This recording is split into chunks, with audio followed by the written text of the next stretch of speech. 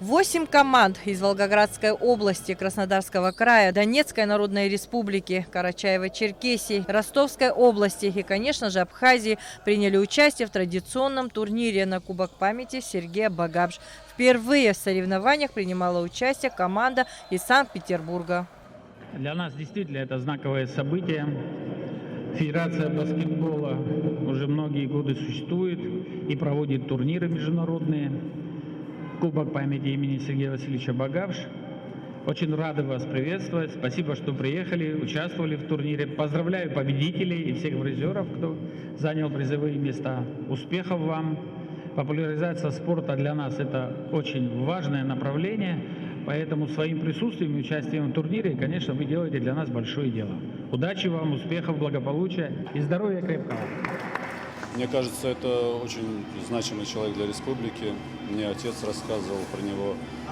И мне кажется, турнир – это очень важный момент такой. Мне кажется, дань памяти такому человеку.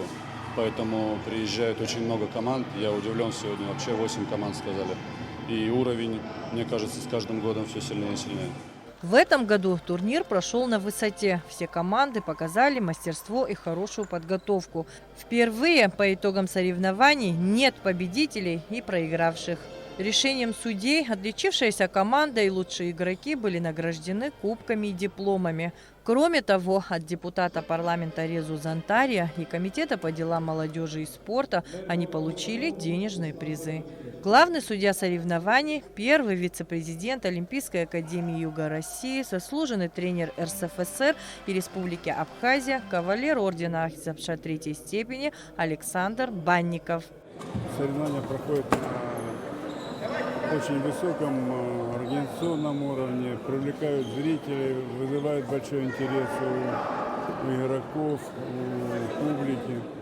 Глава администрации города Сухум-Беслан-Эшба поздравил главного судью турнира Александра Банникова с успешным завершением соревнований и вручил ему серебряную монету с изображением Сергея Багапш.